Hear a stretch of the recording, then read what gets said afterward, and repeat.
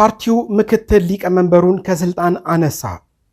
ኦፌኮና ኦነግ በጠቅላይ ሚኒስትሩ ስብሰባ ላይ ለምን እንዳልተገኙ ገለጹ። ለእስራኤል ማስጠንቀቂያ የሰጠው ሁቲ እስራኤል ለመካከለኛው ምስራቅ ሰላም ትልቅ እንቅፋት ናት መባሉንና ሌሎች መረጃዎችን ይዘናል። እስከ ፍጻሜው አብራችሁ እንድትቆዩ እየጋበዝን ወደ ያዝናቸው መረጃዎች አለፍን።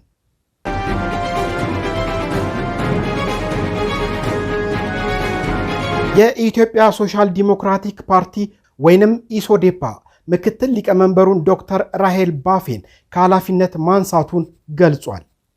ፓርቲው ዶክተር ራሄልን ያገደበትን ምክንያት ከፓርቲው ዕውቅና ውጪ እየተንቀሳቀሱ መሆናቸውን በመጥቀስ ነው። ባለፈው እሁድ ሰኔ 8 ቀን 2017 ዓ.ም የፓርቲው ስራ አስፈጻሚ ኮሚቴ ባወጣው መግለጫ ዶክተር ራሄል ከቅርብ ጊዜ ወዲህ የምክትል ሊቀመንበርነትን ኃላፊነት መያዛቸውን ጠቅሶ የፓርቲውን አሰራር ደንብ ባልተከተለ ሁኔታ እንዲሁም አንድ የፓርቲ አባል ሊወጣ የሚገባ ግዴታ አለመወጣታቸውን አመልክቷል። አያይዞም ገዢው ፓርቲና መንግስት ሰላማዊ የፖለቲካ ትግል እንደሚያበረታቱ በማንሳት ዶክተር ራሄል ባፌ ግን የአገሪቱን ሰላምና መረጋጋት በሚጎዳ መልኩ ከስራ አስፈጻሚ ኮሚቴው ዕውቅና ውጪ ፓርቲውን አደጋ ላይ የሚጥል እንቅስቃሴ ማድረጋቸውን አስረድቷል። ይህ ፓርቲውን አደጋ ላይ የሚጥል ነው ያለውን እንቅስቃሴ ፓርቲው ሲያብራራ ከሰሞኑ በአቶ ልደቱ አያሌው አስተባባሪነት በበይነ መረብ በተካሄደውና በርካታ ፖለቲከኞች ከሀገር ውስጥና ከባህር ማዶ የተሳተፉበት የተቃውሞ እንቅስቃሴ ላይ ዶክተር ራሄል ንግግር ማድረጋቸውንና መሳተፋቸውን ያነሳል። እንዲሁም በተለያዩ የመገናኛ ብዙሃን መደመር ምን ፈየደ የሚልና የመሳሰሉ ግልብ ትችቶችንና አባባሎችን ተናግረዋል ያለ ሲሆን እነዚህን የፓርቲው እምነቶችና አቋሞች አለመሆናቸውን አስገንዝቧል። በመሆኑም የፓርቲው ስራ አስፈጻሚ ኮሚቴ ባልተለየ ድምፅ ከሰኔ 1 ቀን 2017 ዓ.ም ጀምሮ ዶክተር ራሄል ባፌን ከፓርቲው ማገዱን አስታውቋል። በእርሳቸው ምክትልም የፓርቲው ድርጅት ጉዳይ ኃላፊ የሆኑትን አቶ አጫሞ ቦቄ ምክትል ሊቀመንበር ሆነው ፓርቲውን እንዲመሩ መወሰኑን ነው የገለጸው። በመጨረሻም ዶክተር ራሄል ባፌ በየትኛውም ፖለቲካዊና ህዝባዊ መድረኮች በአገር ውስጥም ሆነ ከአገር ውጭ በማናቸውም መገናኛ ብዙሃን የምታቀርባቸውን ሐሳቦችና አቋሞች፣ መግለጫዎችና ቃለ መጠይቆች ፓርቲያችንን የማይወክሉ መሆኑን እንገልጻለን ያለ ሲሆን የዚህ መግለጫ ሙሉ ቅጂ በተመሳሳይ በሸኝ ደብዳቤ ለመገናኛ ብዙሃን፣ ለመንግስትና ሌሎች ለሚመለከታቸው አካላት ሁሉ እንዲደርስ ተደርጓል ይላል የፓርቲው መግለጫ። ከኢትዮጵያ ሶሻል ዲሞክራቲክ ፓርቲ ኢሶዴፓ ስራ አስፈጻሚ ኮሚቴ ሰኔ 8 ቀን 2017 ዓ.ም አዲስ አበባ ኢትዮጵያ።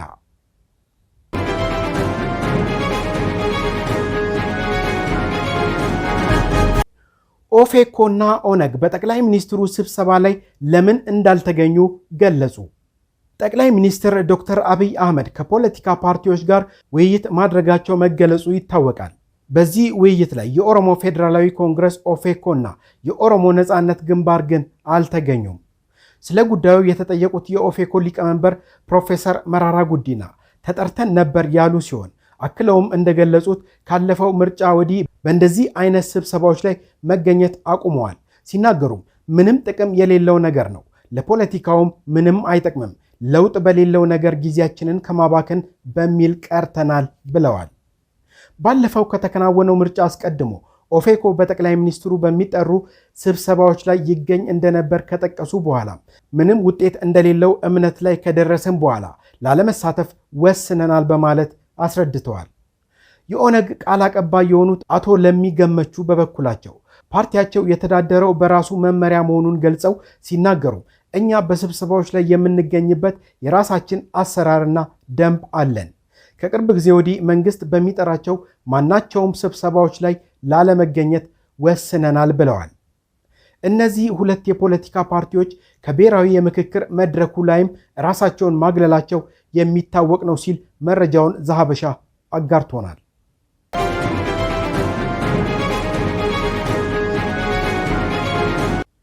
እስራኤል ለመካከለኛው ምስራቅ ሰላም ትልቅ እንቅፋት ናት ሲሉ ተናገሩ የቱርኩ ፕሬዝዳንት ሬሲፕ ጣይብ ኤርዶጋን።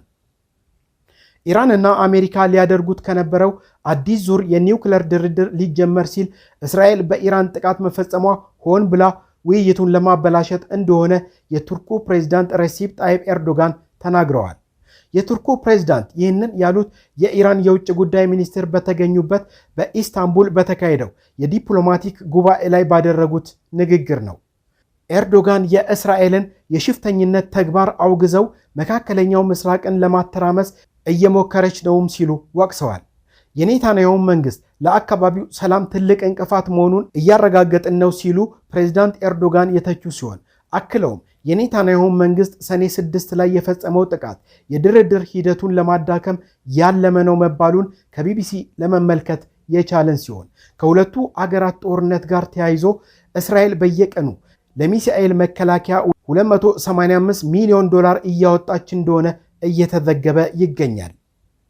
የእስራኤል ሚዲያና የቴክኖሎጂ ተቋማት ኢራን በዚህ መጠን ወደ እስራኤል ሚሳኤሎችን ማስወንጨፍ ከቀጠለች የመከላከያ ስርዓቷ በ12 ቀናት ውስጥ ሊዳከም ይችላል ሲሉም ግምታቸውን አስቀምጠዋል። እስራኤል በመጀመሪያዎቹ የ2 ቀናት ውጊያና መከላከል ብቻ $1.45 ቢሊዮን አውጥታለች ሲባል ኢራንን ለማጥቃት የምትጠቀምበት የጀት ነዳጅና ተተኳሽ ብቻ በቀን $300 ሚሊዮን ያስወጣታልም ተብሏል።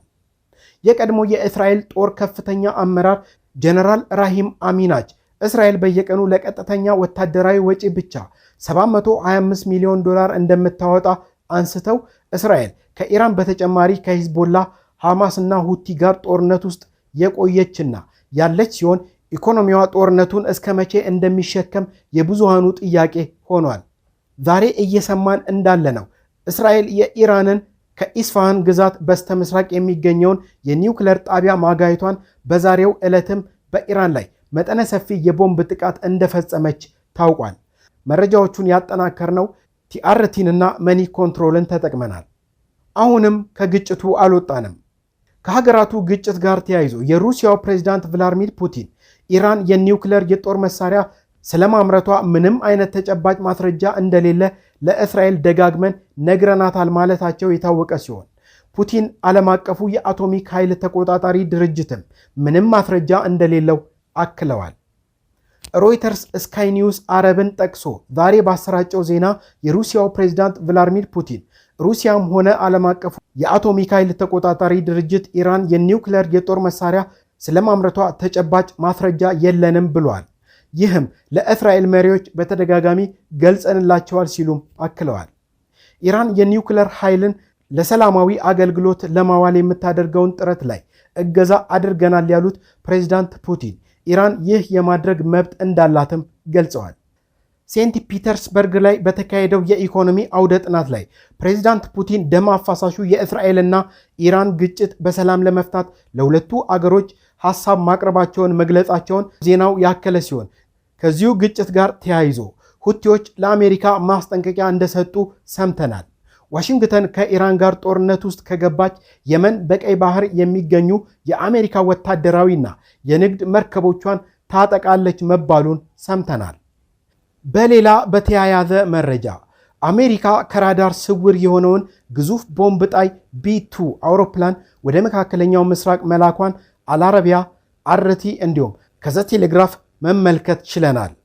ዛሬ ወደ መካከለኛው ምስራቅ የተጓዙት B2 ቦምብ ጣይ አውሮፕላኖች ቁጥር 5 ናቸውም ተብሏል። በተያያዘ ዜና ትራምፕ ውሳኔያቸውን ለ2 ሳምንት ቢያዘገዩም በኢራን ላይ ጥቃት እንደሚፈጽሙም እናውቃለን ማለታቸውን ሰምተናል። በነገራችን ላይ አድማጭ ተመልካቾቻችን B2 የጦር አውሮፕላን በዓለም ላይ እጅግ ውድ የሆነ ዋጋ ያለው ሲሆን አሁን ላይ የአንዱ ዋጋ $2 ቢሊዮን በላይ የሚያወጣና በአሜሪካ እጅ ብቻ የሚገኝ ዘመናዊ አውሮፕላን ነው። ስለ አውሮፕላኑ በጥቂቱ እንበል። B2 አውሮፕላን በኖርዝሮፕ ግሩማን ለአሜሪካ አየር ኃይል የተሰራ ረጅም ርቀት ያለው ከባድ ስውር ቦምብ ጣይ አውሮፕላን ነው። ጥቅጥቅ ያሉ የጠላት አየር መከላከያዎች ውስጥ ዘልቆ በመግባት የኒውክሌር ጦር መሳሪያዎችን ለማጥቃት የተነደፈ በዓለም ላይ ካሉ እጅግ የላቀና ውድ አውሮፕላኖች አንዱ እንደሆነ ነው የሚጠቀሰው። እኛም ሰላም ለዓለማችን፣ ሰላም ለምድራችን እያለን የዛሬውን የመረጃ ሰዓታችንን በዚሁ አገባደድን።